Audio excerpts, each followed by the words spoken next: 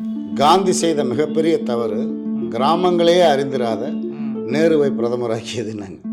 தமிழ் தெரியாத ஆன்மாக்களே கிடையாது வானுலகத்தில். பூமிக்கு இறங்கிய முதல் மொழி தமிழ். வானுலகத்தில் நடந்த விஷயங்களை தான் இங்கே பூமியில் அப்ளை பண்ணியிருப்பாங்க. டெல்லியகம் உங்களை வரவேற்கிறதுன்னு நேரு வந்து சொல்கிறார். நேரு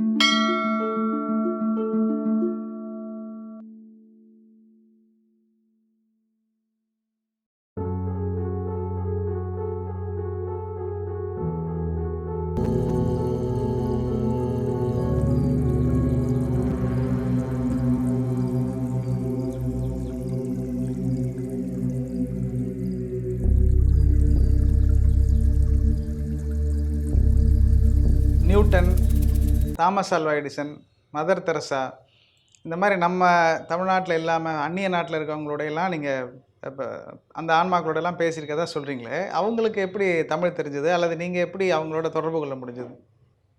அதாவது தமிழ் தெரியாத ஆன்மாக்களே கிடையாது வானுலகத்தில். அதான் ஃபஸ்ட்டு புரிஞ்சுக்கணும். ஏன்னா அவங்க அந்த செய்திகள் கிராஸ் ஆகும்போது உங்களுக்கு தெரியும், வானுலகத்திலே வந்து அதிகமாக கற்றுக்கிட்டவங்க எல்லாமே தமிழ் தான். ஸோ ரெண்டாவது தான் சமஸ்கிருதம். அதேமாதிரி நம்ம பூமிக்கு இறங்கிய முதல் மொழி தமிழ். தமிழ் மொழி. மற்ற மொழி தெரியாதவங்களாம் இருக்கலாம். ஆனால் கல் தோன்றி மண் தோன்றா காலத்தை முதல் தோன்றிய மொழி தமிழ்ங்கிறது மாற்றமே இல்லை. அந்த கல் தோன்றி மண் தோன்றாங்கிறது நீங்கள் இந்த மண் நினைக்கிறீங்க. அவங்க என்ன சொல்கிறாங்கன்னா, கல் தோன்றி மண் தோன்றாங்கிறது மனித உடலை மண்ணுங்கிறாங்க. மனித உடல் தோன்றுவதற்கு முன்னமே தமிழ் உருவாயிருச்சு. அதாவது கிட்டத்தட்ட ஜந்துக்கள் அப்படிங்கிற ஒரு காலகட்டத்திலேயே அது உருவான மாதிரி சொல்கிறாங்க. ஸோ அதனால் தமிழ் தெரியுமா தெரியாதா அந்த விஷயங்கள்லாம் இல்லை. கண்டிப்பாக வந்து எல்லா ஆன்மாக்களுக்கும் தமிழ் தெரியும், ஈஸியாக புரியும். அங்கே கற்றுக்காத, அதாவது இன்னொரு முக்கியமான பாயிண்ட் என்னென்னா, இங்கே வந்து சில பேர் என்ன தான் படித்தாலும் படிப்பேறாது பூமியில். என்னங்க அங்கே டியூஷன் வச்சேன் இங்கே டியூஷன் வச்சேன், பையன் மக்கா இருக்கானேம்மா. வானுலகத்தில் ஆன்மாவாக நீங்கள் வந்து மொழி கற்றுக்காமல் படிப்பு கற்றுக்காமல் இருந்தீங்கன்னா பூமியிலும் அது எதிரொலிக்கும். இங்கே நீங்கள் 100 பேர் வச்சுக்கிட்டாலும் கற்றுக்க மாட்டான். அங்கே கற்றுக்கிட்டவன் வந்து இங்கே எதுவுமே யாருமே பெரிய டியூஷன் எதுவுமே சொல்லித்தரடி கூட அழகாக படிச்சுக்கிட்டே இருப்பான்.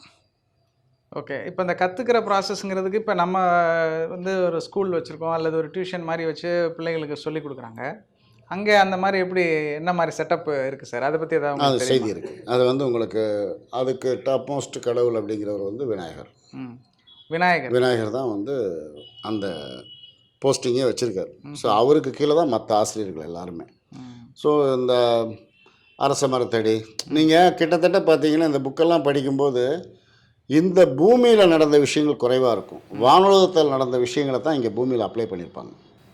ஸோ அங்கே ஆசிரியருங்கிறது வந்து குரு விநாயகர். அங்கே இதே மாதிரி தான் நீங்கள் பள்ளி வகுப்புங்கிற மாதிரி பாடசாலைகள் மாதிரி அங்கே வந்து வானுலகத்தில் அது வந்து அதுக்கு நிறையா விளக்கம் கொடுத்துருப்பேன். ஒரு மால், வாடியா, ஹண்டா இப்படிலாம் இருக்கும். ஸோ அந்த மாதிரி இடங்களில் உட்காந்து ஆன்மாக்கள் மொழி கற்றுக்கிட்டு தான் பூமிக்கு இறங்குறாங்க. நீங்கள் எந்த ஆன்மாக்களோட பேசணும் அப்படிங்கிறத யார் முடிவு செய்வா? நீங்களா அவங்களா, இல்லை உங்களால் இந்த ஆன்மாக்களோட பேசணும் அப்படின்னு தேர்வு பண்ணி பேச முடியுமா? சாத்தியம் சார். ஆனால் என்னென்னா, இப்போ வந்து ஒரு மனிதன் எப்படி தோன்றினான், மனிதன் எப்படி வந்தான் அப்படிங்கிறதுக்கு ஒரு ஆன்மா வந்து ஆரம்பிச்சிருவாங்க. இப்போ யுவான் ஸ்வாங் தான் ஃபுல்லாக அதை ஆரம்பிச்சிருக்காரு. யுவான் ஸ்வாங். ஆமாம். இப்போ அவர் வந்து என்ன பண்ணுவார், அந்த சாப்டர் ஆரம்பித்தாங்கன்னா அந்த சாப்டர் ஃபுல்லாக அவர் தான் முடிப்பார். ஒரு 50 அத்தியாயம் வந்தாலும் அவர் தான் முடிப்பார். அப்போ இடையில ஒரு நாளைக்கு 2 அத்தியாயம், அப்புறம் எங்களுக்கு வேலை ஏதாவது வந்துச்சுன்னா போயிடும். அப்போ வரும்போது திருப்பி அவர். அப்போ நாங்களே உட்காந்துட்டு, ஏங்க அது யுவான் ஸ்வாங் வந்தால் வர சொல்லுங்கள், இதை வாங்கிக்கலாம் அப்படின்னு அவர் வருவார். அதுக்கு சின்ன உதாரணம் எப்படி சொல்லுவேன்னா, ஹிந்தி காதல் கோட்டை ஷூட்டிங் வந்து டெல்லி. அப்போ அகத்தியன் சார் என்ன பண்ணார், காதல் கவிதை கமிட் ஆகிருக்கார். காதல் கவிதைன்னு இன்னொரு படம். ஆமாம், காதல் கோட்டை அங்கே ஹிந்தி ஷூட்டிங், காதல் கவிதைன்னு ஒரு படம் கமிட் ஆகிறாரு. டிஸ்கஷனுக்காக என்னையும் கென்னடியும் டெல்லி வர சொல்கிறார். அப்போது அசோக் நகரில் அது நம்ம நேஷ்னல் தேட்டர் பக்கத்தில் ஒரு ஆஃபீஸு. அங்கே வந்து எல்லாம் போனதுக்கப்புறம் நாளைக்கு கிளம்பணும் டெல்லிக்கு. அப்போ நாங்கள் உட்காந்துட்டு சரி டெல்லி போகிறதுக்கு முன்னாடி சின்னதாக ஒரு சிட்டிங் உட்காந்துருவோம் அப்படிங்கும்போது டெல்லியகம் உங்களை வரவேற்கிறதுன்னு நேரு வந்து சொல்கிறார். நேரு? ஆமாம். நேரு பார்த்தா எனக்கு பயங்கர சந்தோஷம். ஐயோ நேருவா அப்படின்ட்டு அதுக்கப்புறம் போய் டெல்லி போயிட்டோம். அப்போ வந்து மதர் தெரசா அம்மா இறந்த டைம். டெல்லி போனால் 15 நாள் நாங்கள் அங்கே தான் இருப்போம். காலையில் அகத்தின் சாரை பார்ப்போம் அல்லது சாயந்தரம் பார்ப்போம்.